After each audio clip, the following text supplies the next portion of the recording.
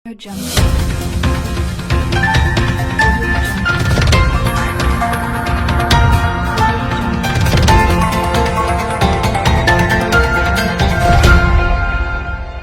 देख रहे हैं आपकी खबर और मैं हूं पदम सिंह पारस। आज मैं हूं द्वारिका में पूर्व इंजीनियर CPWD सामाजिक कार्यकर्ता और सामाजिक उजाला न्याय मंच के संरक्षक राजीव जी के साथ बात करता हूं उनके राजनीतिक और सामाजिक कैरियर पर और मुलाकात कराता हूं उनकी।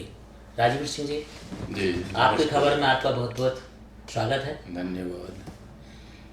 मैं राजवीर सिंह CPWD से 2018 में रिटायर हुआ था कार्यपालक अभियंता के पद से, और उसके बाद मैं राजनीति में और सामाजिक कामों में अपने आप को व्यस्त रखने के लिए राजनीति ज्वाइन कर ली थी और एक पार्टी भी बनाई थी। जी, तो राजनीतिक और सामाजिक कार्य में आपको क्या अंतर देखने को मिला जिसकी वजह से आपको राजनीति से छोड़ के सामाजिक कार्यकर्ता के रूप में काम करने की सोची? राजनीति मैंने छोड़ी नहीं है, लेकिन राजनीति में मेरे पास इतना पैसा नहीं था कि मैं राजनीति पूर्ण तौर पर कर पाऊँ, तो इसलिए मैंने यही उचित समझा कि राजनीति में पैसा बर्बाद ना करके उस पैसे को अगर थोड़ा बहुत सामाजिक कामों में, गरीबों की भलाई में लगाया जाए तो ज़्यादा अच्छा रहेगा। जिस तरह से आपने कहा कि गरीब लोग या पैसे की बहुत ज़रूरत पड़ती है राजनीतिक पार्टी में, राजनीति में आने के लिए, तो गरीबों में तो ऑलरेडी पैसा नहीं होता, तो गरीब किस तरह से भी राजनीति कर सकता है जब पैसा ही उनके बीच में आ जाएगा? तो आपने ऐसे सोच के लिए क्या सोचा?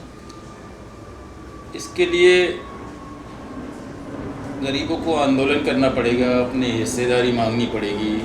अब आप देखिए, हमारे यहाँ 20 लाख पर जो है एक सांसद होता है, जबकि इंग्लैंड में 70,000 व्यक्तियों पर एक सांसद है।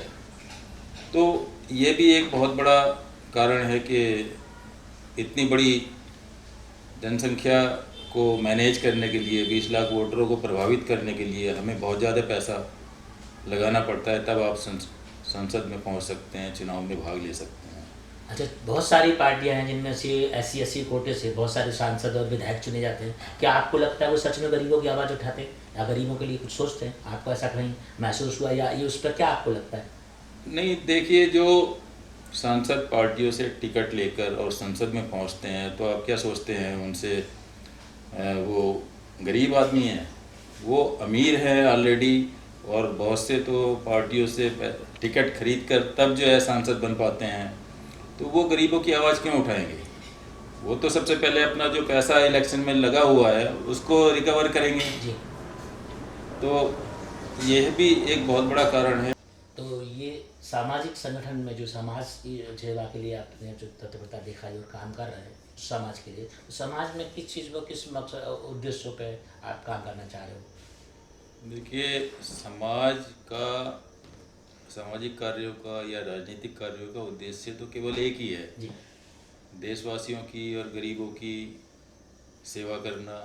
आप सामाजिक कामों के द्वारा भी कर सकते हैं और राजनीतिक के तौर पर भी, राजनीतिक में आके भी जो है आप कर सकते हैं। लेकिन राजनीति को अंग्रेज़ों ने इतना हमारे देश में बिगाड़ दिया कि उनके देश में चुनाव व्यवस्था अलग है और वो हमारे देश में चुनाव व्यवस्था अलग प्रकार की दे गए। और जो आज हिंदू मुस्लिम दंगे हो रहे हैं, जिसके द्वारा राजनीति इतनी बदनाम हुई है, ये मुग़लों के काल में कभी नहीं होते थे और अंग्रेज़ों के काल में ये शुरू हुए। और ये शुरू कब हुए? 1857 की क्रांति के बाद हुए, क्योंकि 1857 की क्रांति में हिंदुओं ने, मुस्लिमों ने एक साथ अंग्रेज़ों के खिलाफ मोर्चा खोला था और पूरे देश में अंग्रेज़ों के खिलाफ एक क्रांति हुई थी। तब अंग्रेज़ों को ये समझ में आया कि अगर भारत में हमें शासन करना है तो इनको जातियों में बांट कर, आपस में लड़ा कर, डिवाइड एंड रूल, तभी हमारा सफल हो पाएगा।